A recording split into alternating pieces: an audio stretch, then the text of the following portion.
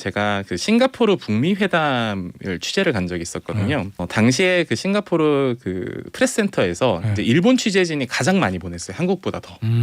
워낙에 중요한 사안이고. 일본에도 또 중요한 거니까. 네, 일본에서도 미디어에서 굉장히 힘을 들이고 공을 들여서 인원을 뭐 NHK 200명 파견하고 이랬거든요. 네. 그래서 저는 와 이거는 그 NHK 최첨단 뭐 이런 거 나오나 싶어서 기대해서 딱 갔죠. 갔는데 이 중계 내지는 어떤 방송 구성을 하는데 이제 전지 아시죠? 전지가 뭐예요? 네, 종이? 종이. 네. 종이로 이렇게 손으로 써가지고 전지를 넘기면서 이제 설명을 해요. 누구한테? 방송에서요? 네, 방송에서. 이거 우리가 중학교 이거 내 전지에 써서 발표하는 거 초등학교 때 이후로 안 해본 것 네, 같은데. 지금 밖에서 PD님이 좀 묘한 미소를 짓고 계시는데 네. 한국에서는 그랬다가 혼나기 때문에 아니 한국에서는 약간 그냥 자막을 띄워야죠. 복고 방송을 해서 좀 오늘 좀 재밌게 하려고 네. 해볼 수는 있을 것 같은데. 네, 그거 말고는. 그리고 또 하나가 일본 기자들도 많이 만나게 되는데 그 일본에서 가장 많이 쓰는 그 노트북이 이제 레츠노트라는 게 있어요. 비즈니스 노트북으로. 레츠 어디서 만든 거예요? 파나소닉에서. 파나소닉. 네. 그런데 여기에는 모든 노트북에 CD롬이 기본적으로 장착되어 있습니다. 쥐 열리는 거. 네. 10년 전에 우리나라에 썼던 건데. 근데 이게 왜 필요하냐면은 그러니까 그 일본에서 미디어나 아니면은 정보통신망 자체가 사실 그런 광디스크가 아직까지도 필요한 환경이니까 깔린 거라고 봐야 되는 거죠. 그러니까 이런 그 산업 역동성에서 적응력이 늦는 모습들. 김태현의 정치쇼. 자 오늘 주제는요 일본인데 일본 네. 중에서도 뭐냐 일본이 정말 선진국인가 네. 이거죠. 그렇습니다. 네. 부제를 좀 붙여보자면 올림픽과 팬데믹이 남긴 질문이라고 볼 수 있을 것 같아요. 과연 일본이 정말 선진국인가? 이 주제를 좀 골라본 이유가 지금 도쿄올림픽이 우여곡절 끝에 개막은 했습니다. 그런데 지난해부터 방역 문제가 일본에서는 계속 제기되어 왔었고 우리가 일본이 선진국으로 알고 있었는데 이렇게 시스템적으로 취약했었나? 이런 의구심들을 가지고 있는 차에 어쨌든 꾸역꾸역 올림픽은 개막을 했어요. 했죠. 그런데 잡음이 지금 끊이지 않고 있어서 지금 사람들 마음속에서 흔들리는 거죠. 일본이 선진국이 맞나. 그래서 팬데믹과 올림픽 관련된 이슈들 몇 개 좀 정리해보고요. 네. 그러면서 지금 일본이라는 나라가 맞닥뜨린 사회경제적인 흐름에 대해서 좀 짚어볼까 합니다. 알겠습니다. 먼저 올림픽부터 좀 해볼게요. 구설이 많아요. 네. 그 지금 개막식 연출자 잘린 거부터 시작했죠. 어떤 구설들이 또 있어요? 행사가 진행되는 동안에도 지금 추가적으로 구설이 제기가 되고 있습니다. 가장 논란이 되는 건 뭐냐면 좋아 다른 건 다 괜찮아. 근데 선수들은 챙겨줘야 될 것 아니야. 그러니까. 네, 너무 이거잖아요. 작더라. 네, 근데 침대가 너무 작아요. 그리고 천장도 낮고. 천장도 낮고요. 지금 골판지 침대나 뭐 칸이 좁은 화장실 문제는 계속 수차례 반복돼서 보도가 나오긴 했죠. 그런데 이거 이외에도 좀 자세히 들여다보면 좀 의아한 부분들이 있습니다. 가령 선수촌 건물 안에서는 TV, 냉장고, 에어컨 이런 거 유료 옵션이라고 해요. 그 TV가 유료인 경우는 좀 전례가 없어서 무슨 뭐 집에서 IPTV나부터 넷플릭스 보는 것도 아니고 말이야. 예, 그런데 이게 지금 선수들 사실 이 숙소 안에서만 있어야 되거든요. 움직일 수도 없고요. 그 원래 보면 선수촌에 보면은 술집도 있고 나이트클럽도 있고 막 하잖아요. 레크레이션 룸이 좀 따로 있고 사실 평창 올림픽 때는 그 레크레이션 rum이 굉장히 호평을 받기도 했었죠. 근데 선수들이 그럼 방 안에서 돈 내고 텔레비 보라는 거예요? 네, 그렇고 이제 경기장도 좀 문제가 좀 있습니다. 첫 번째 가장 지금 직면한 문제가 폭염이에요. 지금 일본에서 낮 최고 기온이 32도에서 34도 정도 되는데 습도 때문에 여름에 일본 가보신 분들 아시겠지만 습도 때문에 체감 기온이 한낮에는 거의 40도에 육박합니다. 그럼 우리나라 이 날씨인데 네. 습도가 더 있는 데서 운동을 그렇습니다. 한다는 거잖아요. 네. 근데 이 결국에는 그 선수들이 쓰러지고 있어요. 여자 양궁 러시아 팀에서 이제 곰보에와 선수라는 분이 그 예선 직후에 좀 의식을 잃었거든요. 근데 양궁장을 좀 살펴보니까 그늘이 없는 상태긴 해요. 원래 양궁은 그늘 없는 곳에서 하긴 하는데 좀 뭐 인근에서 뭐 잠깐 햇빛을 피하거나 이럴 만한 시설도 없었고 또 제일 그 논란을 지금 키운 게 그 테니스 세계 랭킹 1위인 노박 조코비치. 최고의 스타죠. 네. 오늘 올림픽 참가한 선수들 중에서. 네, 어떻게 보면은 이 선수가 올림픽도 오는구나 싶은 선수잖아요. 그런데 한낮 오후 2시에 예선 첫 경기를 치렀습니다. 한낮 테니스를? 오후 2시에 그 첫 경기를 겨우 이기고 나서 이제 조코비치 하는 얘기가 이거예요. 아니 여기 조명 시설도 있던데 왜 야간 경기 안 하냐? 이런 날씨에서 경기를 치르는 건 너무한 것 아니냐? 그 경기 시간을 왜 조정하지 않는지 이해할 수 없다라고 하면서 야간 경기를 공식적으로 요청하기도 했습니다. 아니 저도 보니까 우리나라 어제는 한국 시간은 8시에 네. 했는데 축구 예선 첫 경기 5시 반이었거든요. 한국 시간으로. 네. 찐이 빠지죠. 네. 그다음에 온두라스전도 5시 반이더라고요. 네. 그거 진짜 더울 건데. 네. 그리고 아직 해가 지기 전이라서 또 걱정되더라고요. 지금 이 문제가 제일 지금 논란이 되고 있고 제일 사람들 우려하는 경기가 오늘 시작되는데요. 네. 바로 철인 3종 경기입니다. 이 뭐 마라톤 그리고 수영, 사이클 이게 다 같이 하는데 문제는 수영이에요. 이게 열리는 곳이 오다이바 해상공원이라고 그 도쿄만에 있는 곳이거든요. 네. 뭐 레인보우 브릿지 보여서 되게 유명한 곳인데 문제는 여기에서 수질 문제가 제기가 됩니다. 이미 수질 문제는 그 전부터 계속 제기가 돼서 과연 여기서 수영을 하게 냅둘 것이냐 네. 이 문제가 있는데 대장균 검출 수치가 국제 기준은 2배인 것으로 2년 전에 한번 그 테스트 경기를 치를 때 한번 네. 지적을 받은 적이 있거든요. 근데 여기가 왜 이러냐 보니까 도쿄에 그 하수 처리 시설이 있는데 이게 좀 오래됐어요. 그러다 보니까 처리 용량을 넘길 경우에는 오폐수가 그대로 이제 해안에 방류가 되는 시스템입니다.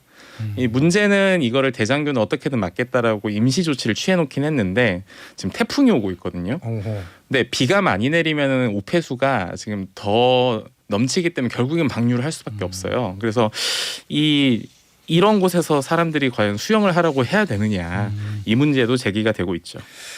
자, 근데 올림픽도 올림픽이지만 네. 이 기간 동안 코로나 지금 일본도 코로나 난리잖아요. 난리죠. 네. 어? 코로나 잡지 못한 상태에서 올림픽을 시작한 거잖아요. 사실상 그렇습니다. 올림픽 끝나고 네. 코로나가 더 퍼질 수도 있다. 네. 그리고 올림픽 기간 동안에 이제 선수들에게 영향을 미칠 수 있다라는 게 가장 크고요. 선수들 중에서 단체 확진자 나면 경기 취소되고 난리도 아닌 거죠. 그렇죠. 25일 기준으로 지금 도쿄가 그 도시에서만 일일 신규 확진자가 1,763명 정도 됩니다. 네. 그런데 또 출전 선수 및 대회 관계자 확진자도 지금까지 누적된 게 이제 132명이에요. 그러니까 야금야금 어쨌든 이 선수촌 내에서도 코로나는 계속 퍼지고 있긴 합니다. 이 사람들 간의 이동 경로를 그럼 추적을 할 수 있느냐 네. 그런 시스템은 없다고 해요. 오. 한국 같은 경우에는 이제 QR 코드를 계속 찍고 이동을 하게 만드는데 물론 이게 좀 동아시아권이 아니면 네. 이렇게 그 동선을 추적하는 거를 전 세계 모든 사람들이 문화적으로 바로 받아들이지는 않습니다. 유럽에서는 그거 가지고 반대 많았잖아요. 네, 개인정보 문제가 있으니까요. 하지만 어쨌든 이런 시스템 자체를 마련하지 않았다라는 것은 이 대회를 운영하는 쪽에 대해서 좀 준비가 부족했던 것 아니냐 이런 비판이 제기될 수밖에 없죠. 야, 이제 코로나 얘기를 해볼 건데 네. 저는 사실은 뭐 청취자분들마다 생각은 좀 다를 수 있는데 저는 일본에도 어떻게 생각했냐면 우리의 과거 역사랑 뭐 친일 반 이런 걸 다 떠나서 일본 자체만 놓고 보면 저는 선진국이라 생각했거든요. 네. 왜냐면은 기본적으로 기술 좋고 거기다 원천 기술 많이 가지고 있잖아요. 네, 사회 시스템 잘 갖춰져 있고 맞죠. 뭐 일본 극우 정치인들 말고 일반 국민들의 민도도 높고 네, 성실하다. 이런 성실하다. 것도 있고. 네, 예? 그리고 저 약속 그 정부 방침도 잘 따르고 그리고 부자죠. 그리고 그리고 부자고. 그래서 저는 선진국으로 생각했는데 저는 작년에 코로나 대응하는 거 보고 네, 이게 선진국이 맞나?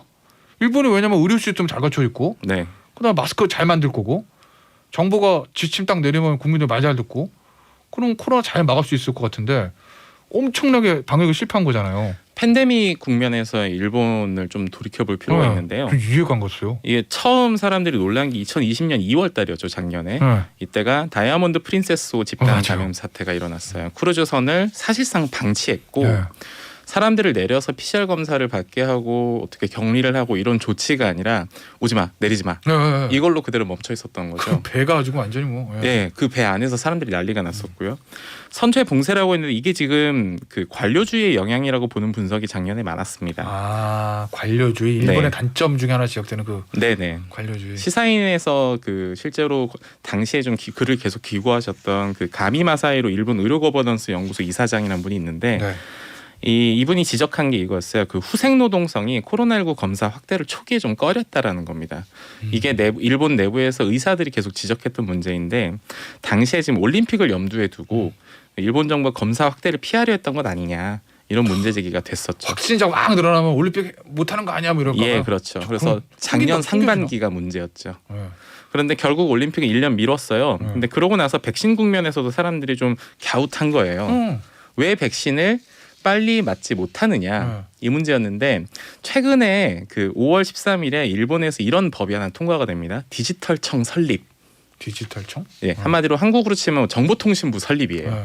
그 법률안이 통과가 돼서 이제 행정부처가 만들어지는데 이게 왜 논란이냐면 그동안은 사실 그런 그 인프라 시스템, IT 인프라 시스템들이 사실상 공백을 보였다라는 거죠. 그리고 물론 시스템을 만들어 두긴 했어요. 그런데 우리로 치면은 뭐 코로나19 환자 발생 현황 파악 시스템 이런 걸 네. 만들어 놨는데 일선에서 일선 의료진들이 이 시스템을 결국은 외면을 하고 왜요? 시스템 자체가 부족했을 수도 있고 네. 아니면 관행에 네. 근거했을 수도 있는데 결국에는 뭐 지자체와 보건소에서 환자 정보를 서로 팩스로 보내는 게 편했던 거죠. 지지지지 전화 눌러가지고 예. 어느 세월 왔다 갔다 하나 그걸? 그러니까요. 그리고 접종 기록 시스템 드디어 만들었어요. 네. 그런데 제가 좀 이걸 보고 황당했던 게 여기에 접종 기록 시스템은 그러면 우리는 보통 그 일련 번호를 입력해서 그냥 바로바로 이렇게 전송되면 될 거라고 생각을 하잖아요. 폰, 네, 요거. 폰으로 그냥 사진 찍어도 되잖아요. 그런데 이 바코드를 접종권을 우편으로 보낸 접종권을 받아서 바코드를 스캐너로 찍어야 됩니다. 네. 예, 그러니까 이런 시스템들이 확산되는 데 속도가 너무 늦다 보니까 결국에는 백신 접종 같은 경우에도 접종권을 일일이 우편으로 보내는 문제가 겹치면서 사실상 느려졌죠. 우편 좋아해 일본이. 그러게요. 원래 그 일본 그거 세잖아요. 철도랑 우편 세잖아요. 네. 네. 갈라파고스화라는 문제가 지적이 되죠. 갈라파고스와 네. 고립됐다 이런 의미인 거네. 예, 그 사실상 유전적으로 고립된 곳에서 별종이 태어난다라는 건데 네. 이 재미삼아 좀 약간 제가 두 가지 예시를 하나 좀 들어볼게요. 제가 그 싱가포르 북미 회담을 취재를 간 적이 있었거든요. 당시에 그 싱가포르 그 프레스센터에서 네. 이제 일본 취재진이 가장 많이 보냈어요. 한국보다 더. 워낙에 중요한 사안이고. 일본에도 또 중요한 거니까. 네, 일본에서도 미디어에서 굉장히 힘을 들이고 공을 들여서 인원을 뭐 NHK 200명 파견하고 이랬거든요. 네. 그래서 저는 와 이거는 그 NHK 최첨단 뭐 이런 거 나오나 싶어서 기대해서 딱 갔죠. 그래서 NHK 또 세계적으로 유명한 방송. 네, 유명한 곳이고 그리고 방송에 투자 많이 하고 그렇죠. 그래서 딱 갔는데 이 중계 내지는 어떤 방송 구성을 하는데 이제 전지 아시죠? 전지가 뭐예요? 네, 종이 네. 종이로 이렇게 손으로 써가지고 전지를 넘기면서 이제 설명을 해요. 누구한테 방송에서요? 네, 방송에서. 이거 우리가 중학교 이거 내 전지에 써서 발표하는 거 초등학교 때 이후로 안 해본 것 네, 같은데. 지금 밖에서 PD님이 좀 묘한 미소를 짓고 계시는데 네. 한국에서는 그랬다가 혼나기 때문에 아니 한국에서는 약간 그냥 자막을 띄워야죠. 복고 방송을 해서 좀 오늘 좀 재밌게 하려고 네. 해볼 수는 있을 것 같은데. 네, 그거 말고는. 그리고 또 하나가 일본 기자들도 많이 만나게 되는데 네. 그 일본에서 가장 많이 쓰는 그 노트북이 이제 레츠노트라는 게 있어요. 비즈니스 노트북으로 레츠 어디서 만든 거예요? 파나소닉에서. 파나소닉. 네. 네. 그런데 여기에는 모든 노트북에 CD-롬이 기본적으로 장착돼 있습니다. 쥐 열리는 거. 네. 10년 전에 우리나라에 썼던 건데. 거의 10년 전에 사실 안 쓰기 시작했죠. 아 그래요? 아, 네. 20년. 네. 근데- 10년. 그렇지. 한 15년, 20년 됐다 맞아. 네. 근데 이게 왜 필요하냐면은 네. 그러니까 그 일본에서 미디어나 아니면은 정보통신망 자체가 사실 그런 광디스크가 아직까지도 필요한 환경이니까 깔린 거라고 봐야 되는 거죠. 그러니까 이런 그 산업 역동성에서 적응력이 늦는 모습들. USB 안 써요? 그럼 일본 유튜브? USB 쓰긴 쓰는데 네. 네. 그 CD-롬이 어쨌든 필요할 순간이 있을 테니까. 네. 저 CD롬 실물을 본 지가 10년 넘은 것 같은데. 그래서 사실 그 사이트 들어가서 보니까 아직도 CD-롬 단 걸 팔더라고요. 아 그래요? 네. 그러니까 이게 그 안에서의 기준이 지금 변하지 않는 거예요. 아. 그래서 블룸버그에서 이런 기사를 내긴 했어요. 두 번의 올림픽이 일본 기술의 쇠퇴를 보여준다. 그러니까 평창 올림픽 그 다음에 도쿄 올림픽 이 두 번의 네. 올림픽을 겪으면서 그 한국의 어떤 기술을 되게 빠르게 적용시키는 것과 네. 일본에서의 그 기술 적용 문제 이런 것들이 좀 같이 비교가 되고 있다 이런 기사를 싣기도 했습니다. 그래서 갈라파고스 얘기가 나오는구나. 네, 글로벌 그렇죠. 스탠다드에 맞추지 못하고 네. 전 세계적인 어떤 변화에 따라가지 못하는 일본 이렇게 정리할 수도 있겠네요. 네. 그러면 이러니까 좀 부끄러워지는데요. 제가 이제 아까 그랬잖아요. 그 코로나 상황 전에는 개인적으로 일본의 선진국이라고 생각했는데 네. 코로나 대응한 거 보고 쟤네들 왜 저러지 그랬다고. 근데 지금 뭐 이 갈라파고스 얘기 들어보니까 코로나 상관없이 일본은 선진국이라고 부를 수 있을까? 라는 의문이 막 생기네요. 네, 노트북에 아직 CD롬 달고 다니고. 물론 그 선진국의 전지 기준은 여러 넘기고? 가지가 있겠지만 네. 근데 경제력만 가지고 보면 아직까지 부자긴 해요. 사실. 그렇죠. 네. 뭐. GDP 기준으로 보면은 이제 전 세계 3위 국가고요. 뭐 앞으로도 당분간은 그럴 것 같긴 해요. 네, 그렇죠. 그리고 기본적으로 그 일본 경제의 힘을 좀 보자면 기술도 기술인데 저는 이제 엔화의 힘이 되게 크다고 볼 수밖에 없거든요. 엔화의 힘이 세죠. 네, 전 세계 자산을 많이 보유하고 네. 있고 깔아놓은 게 많잖아요, 전 세계. 네, 부자는 망해도 이제 3년을 간다고 하지만 사실 30년 이상 갈 수 있는 나라인데 근데 좀 이런 게 있어요. 그 1인당 국민소득 기준으로 보면 한국이 34,000달러 그리고 일본이 42,000달러 정도 되거든요. 얼마 안 되고 조금만 따라잡으면 될 것 같은데. 근데 이 갭도 굉장히 줄어든 건데 네. 근데 또 구매력 평가 지수라는 게 있거든요. PPP라고 하는데 요 기준으로 보면 사실상 한국이랑 일본 좀 비슷합니다. 그러니까 물론 PPP가 아주 정확한 그 지표는 아니지만 어쨌든 경제력 그리고 특히나 한 사람이 그 소비하고 그리고 생산하고 돈을 버는 어떤 그런 그 일상생활에서의 경제력 기준으로 보면 한국과 일본이 좀 비슷한 수준까지 올라간 건 사실이긴 해요. 네. 다만 제일 중요한 게 그 사회적 역동성의 문제가 있는 거죠. 일본이 그 밸류 체인 그러니까 뭐 반도체라든가 아니면은 기술 테크 기업이라든가 이런 밸류 체인에서 좀 많이 벗어났다는 지적도 나오고 무엇보다 지금 기술 스타트업들이 좀 적습니다. 그러니까 가령 소프트뱅크에서 투자해서 화제가 되는 회사들이 다 외국 회사네. 중국 내지는 한국, 네. 미국 회사예요. 네. 그런데 일본에서는 이제 그렇게 두각을 나타내는 회사들이 많지가 않은 거죠. 알리바바는 쿠팡 투자했으니까. 네, 그렇죠. 뭐 최근에는 뭐 배달업체 이제 그 여기 어때? 아니요 그 야놀자. 야놀자. 네, 2조 투자를 야놀자. 했죠. 네. 그래서 그런 식으로 사회적 역동성이 추후에 좀 경제 전반에도 영향이 미치지 않겠냐 이런 분석도 나옵니다. 그렇구나. 근데 뭐 이런 얘기도 있다면서요. 우리나라 사람들이 한국 분들이 네. 세대에 따라서 일본을 다르게 여긴다. 네. 그러니까 어떻게 다른 거예요? 저 같은 경우에도 사실 일본 뭐 영화, 소설, 뭐 음악 이런 거 영향 많이 받고 자랐거든요. 만화 특히. 저희도 많이 다르죠. 일본 만화, 일본 노래. 네. 그런데 이게 그 문화적인 부채가 최근에 이제 20대들이나 10대들 같은 경우에는 그런 부채가 거의 없어요. 별로 많지 않고 그렇겠다. 가장 대표적인 변화가 아까 그 일본 만화 콘텐츠가 올림픽 때 나왔다고 했잖아요. 그런데 일본 만화 업계를 지금 무너뜨리고 있는 게 한국 웹툰이요? 한국 웹툰 플랫폼입니다. 저희는 저 고등학교 때 시티헌터, 네. 드래곤볼, 대학 때 슬램덩크. 아주 정PD 고개 끄덕끄덕한다. 아재 인증이야, 아재 인증. 우리 둘은. 어? 그거거든요. 드래곤볼, 시티헌터, 드래곤볼, 슬램덩크 세대. 그런 걸 상세하게 말하기 시작하면 또 아재 소리 들을까봐 일부러 얘기 안 하고 있었는데. 근데 아무튼 그런데 사실 지금은 K-팝이라든가 아니면 한국 영화라든가 이런 것들이 한마디로 사회가 역동적일수록 어떤 문화 콘텐츠도 굉장히 다채롭게 나온다 이런 지적들도 나오더라고요. 그렇구나. 네. 그러면은 예전에 기성세대들은 저희보다 좀 위세대 분은 그런 얘기 하셨잖아요. 네. 일본을 배워야 된다. 네. 결국 일본을 하는 걸 따라가야 된다. 이런 그 길. 말씀하셨는데 네. 그 길. 네. 그래서 이기자. 네. 예? 근데 그거는 뭐랄까? 지금 그건 맞아요? 그 명제도 지금 적용되는 게 맞아요? 그런데 물론 여전히 그 앞서 있는 부분들이 많고요. 선진국은 맞는데 사실 일본이라는 나라를 좀 보면서 한국은 지금 현재 어떠냐 이런 것들 좀 같이 봐야 될 필요가 있다. 좀 이렇게 정리해 볼 수가 있을 것 같습니다. 알겠습니다.